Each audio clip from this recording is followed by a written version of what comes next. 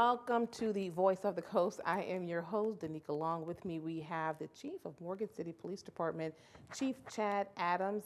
It is a pleasure to have you back because this is now your second time since being appointed to that position. And it's been about 6 months. How's the 6 months going? It's going pretty good. Getting a lot of things done in the first 6 months. You know, last time I was here, I explained to you I was trying to, even out everybody's pay. That I was able to give, 16 supervisors, $1 an hour raise.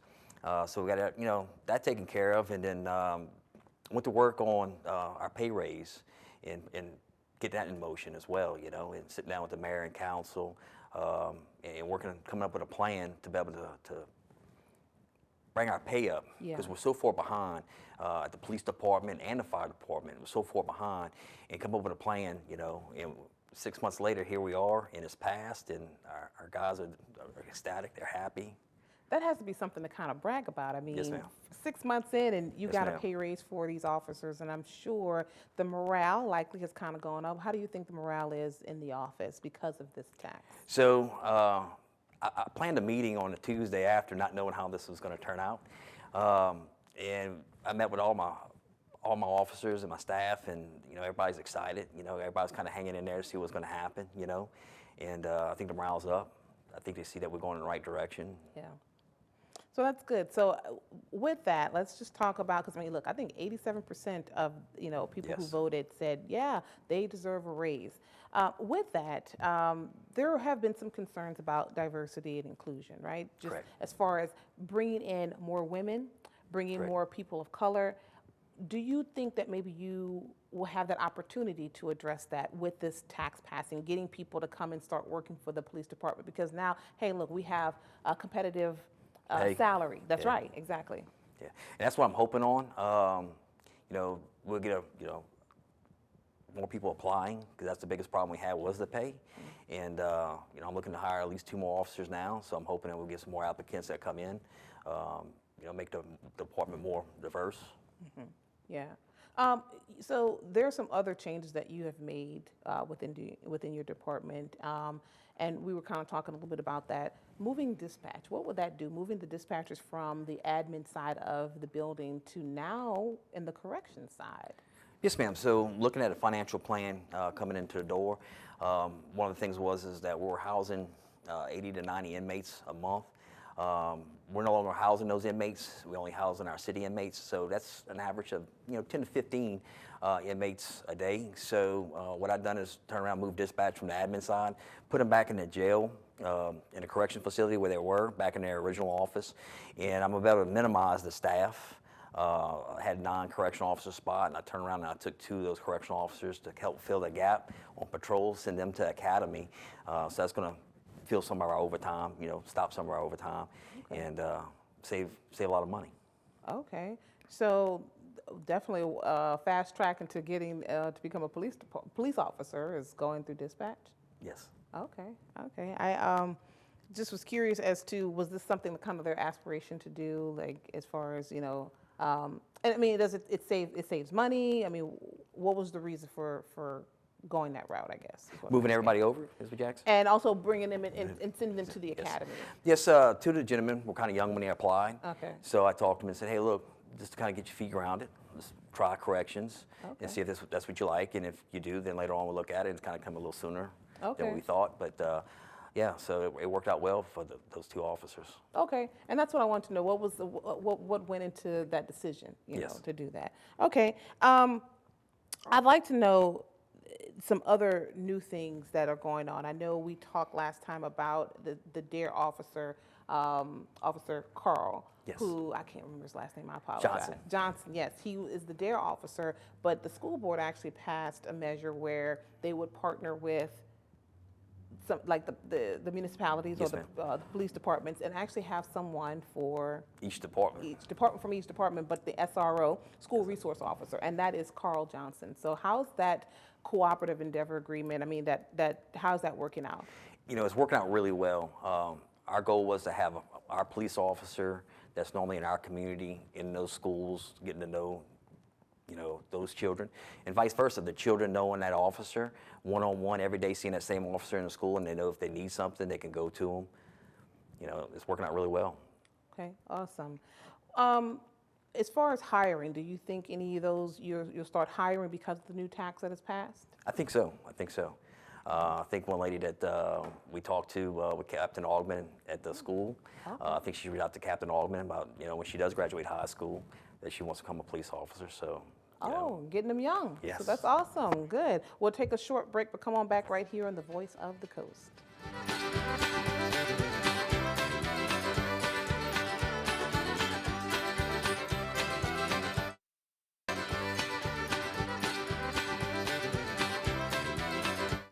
Welcome back again. Let's talk a little bit more about community policing. My guest today is Chief Chad Adams with the Morgan City Police Department. Community policing, I know is one of the things that you talked about that you want to see more of in the community. Yes, And ma'am. one way is Bike Patrol. Bike Patrol, I thought was pretty popular a couple of years ago. Do you plan on bringing that back? Yes, ma'am. I think the last time I was here, kind of spoke about it. Since then, we're organizing it. We have 3 officers that's been selected, to fill those positions. I'm hoping in less than a month, those bicycles will be on the street and be in the neighborhood, and being seen and visiting our businesses and our community. And that's really what Bike Patrol is, right? I mean, it's Yeah. not you're going to have a high-speed chase on a bike. No, That's not no. going to happen. But it is to be just more visible in the community. And the fact that you'll have 3, so will they be targeting different districts, or will they be riding together? How does that work? So what I plan on doing is having 2 officers at a time. So sometimes it's hard to have just those 2 people. So I'm selecting 3. That way we can have at least 2 at one time riding in the neighborhoods and being together. As a partner or backup or whatever. But the biggest thing is, talking to people is they want to see those officers out there. They want to see them and they want to talk to them. They want to meet them. And the best way to do it, it's good for the community. It's good for the officers too. Because when they return back to their patrol corps, I mean, they're going to remember who they are, stop and talk to them. So it's really good community relations. I like to say, and maybe, I give myself a little liberty to say this. I think when you're on a bike, it's a little less threatening. Yes. When you're on a bike, you're able to actually see that person. You can feel and touch that person, and really Yeah. have that eye contact that you don't see necessarily in a vehicle. I mean, when you see Yeah. that vehicle come, I'll tell you the truth. I'm kind of like, what you doing down? What's going on? But when you're on a bike, it's I think just a lot less intimidating to see someone on a bike. So I think that'll be great. And also the fact that it's coming up the summertime. Summertime Yes. is definitely a really good time to see Yes. bikes. So my list of priorities, realizing the time of year that we're in and getting a couple of phone calls about it, I kind of go ahead and push that up, to help and get that accomplished. So the summer months they'll be out there riding. That's something else you mentioned. You talk about phone calls. So, I mean, you're very responsive to people when they call? Yes, ma'am. Yes, ma'am. Okay. I know y'all with me. I know I used to call Yep. sometimes. You be like, it's 12 o'clock in the morning, but you I think definitely the other were day you responsive called to me and I was bringing my son to the doctor to get a cast. Yeah, I felt So, so bad. Don't no. say that. Now I feel like she is so insensitive. No, but But I mean, that's if I, if you call, I'm answer. If I can't get to you, I'm gonna get back to you as soon as possible. And like I said, I love meeting people. I was out doing this tax. I got out there and people were actually flagging me down, asking me what it was about. And it's nice to be able to sit on a swing and talk to them and tell them what we plan on doing, going forward and and introducing myself. So. And actually, speaking of which, you have another idea, and that's to have district meetings. Explain what that is. So yeah, so I was talking with a couple of councilmen. It's hard. I was looking at having like a town hall, but each community may have a different need. So I got to talking, kind of kicking around, and I think the best idea is getting with each councilman and have a meeting in their district and meet one-on-one, with everybody in the community and see what their needs are, so we can address those. Right. So instead of having one town hall meeting, Yeah. break them up into different districts. Yeah, I think that would be more. I think something that has kind of fallen by the wayside, and I think we all have to take part in this, and that was the neighborhood watch program. Correct. I mean, it was successful as long as the people put in the work. Do you think that when they were in effect as heavily with the heavy presence, did they make much of an impact? Yes, so 2 of our neighborhood watches created their own Facebook page, so that does help, Okay. They're able to get some of the video footage out there to us, when we do have a vehicle burglary. And what happens with that is sometimes people don't want to be bothered by calling the police and filing a police report if they don't have nothing stolen out of their car, but they know somebody had went through it.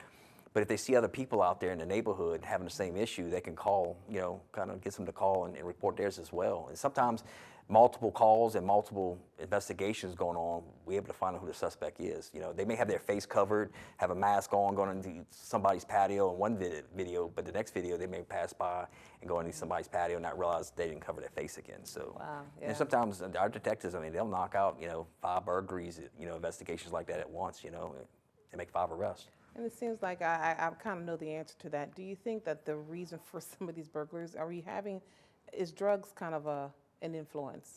Yeah, I mean, nationally, we're starting to see, heroin and other drugs, starting to rise, And we'll talk more about that, definitely. Because I do want to. I mean, what are our issues here? Yeah. What are the problems? And you mentioned drugs. That's Yeah. definitely an issue. So we'll talk about that. Come on back right here on the Voice of the Coast.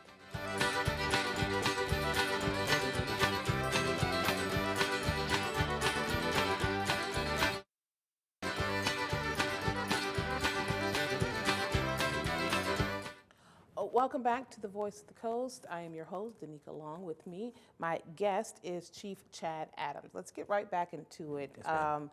I think this is great news. Let's get back to what we were talking about before, ma'am. some other stuff that has come up through this conversation. Unfortunately, we are having quite an issue with drugs. Now, you did say, it's like you have something good and you have something not so good. yeah. So gun violence is down, as Yes. you said. Yes. However, drugs are still kind of running Yes. rampant in our streets. With fentanyl hitting the street, we having a lot of overdoses. All my officers are, certified to administer Narcan and carry Narcan, but we've seen a lot lately with a lot of overdoses. Yeah, and there is a responsibility Yes, ma'am. on those who are in attendance while this is happening. Please ma'am. explain that. Yeah, so you may have seen recently we made an arrest involving that case to where aid wasn't given. Want people to know that if you have somebody that does overdose and you're around them, please report it. You can be arrested, report it, because if you don't report it and that person does pass, or they could be held liable, for failure to render aid. Yes, and that made really big news around Yes, ma'am. here. I think there were, if I'm correct, like 3 investigations in one. Yes, ma'am. Yeah. So, and that is a crime, Yes, to ma'am. failure to render aid. So I think that's important for the public to know. But gun violence is down. I mean, I don't want to say why that is, but knock on wood, we do have the Yes. summer coming up. How are we attacking our young people? Like, what are we doing? And that's the biggest thing. I know the summer's coming up, so I just met with, all my police officers and my command staff, and typically during the summer months, we do see a rise. Warmer weather brings everybody out, and it tends to, bring the worst out in people. And I'm telling my officers, let's get out there and make contact with people, and maybe we can stop something before it happens. Yeah. And I think that's where the bike patrol will come in handy. Yes, ma'am. Get your faces out there. I actually need to go to your police department and kind of reintroduce myself. They're getting younger and younger. Yes. that are coming on staff. Do you think? And tell me, are you losing officers to retirement? We lost a few prior to me becoming chief, and I think we're doing good right now. I don't think we plan on anybody retiring anytime soon. Last time I spoke, we was talking about moving past I hate to say the word COVID and all that stuff, but I'm really trying to, impress on getting my new officers out there, being more community oriented. But our department's not the only one that's having the same issue. I was talking to another supervisor from another department before lunch, and I think it's a national thing that we're starting to see in our generation that's coming up. Not saying anything bad, but it's like they don't really communicate well together. It is what it is. Come on, Chief. You just say what it is. They are not the best communicators. I got a few in my household. Yes. So if You it got the ain't phone. text, that's right. If it ain't text, they don't Yes. want to talk about it. So Yes. yeah. Yeah. So it's just like I said, it's not that they don't want to. It's almost trying to teach them how to do it.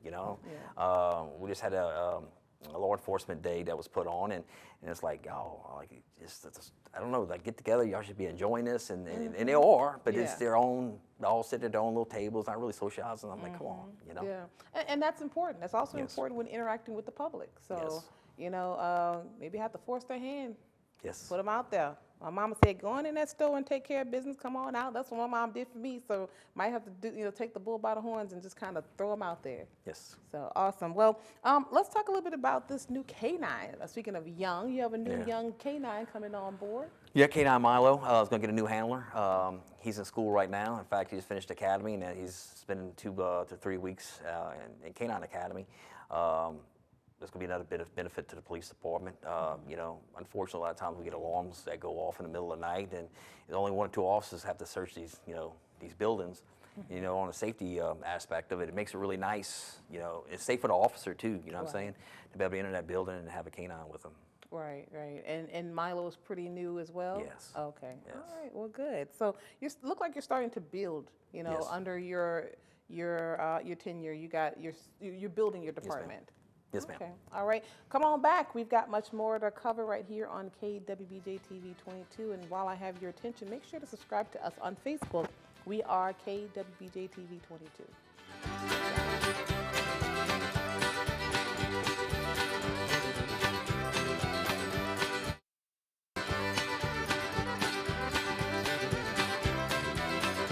Welcome back to the Voice of the Coast. Let's get right back into it.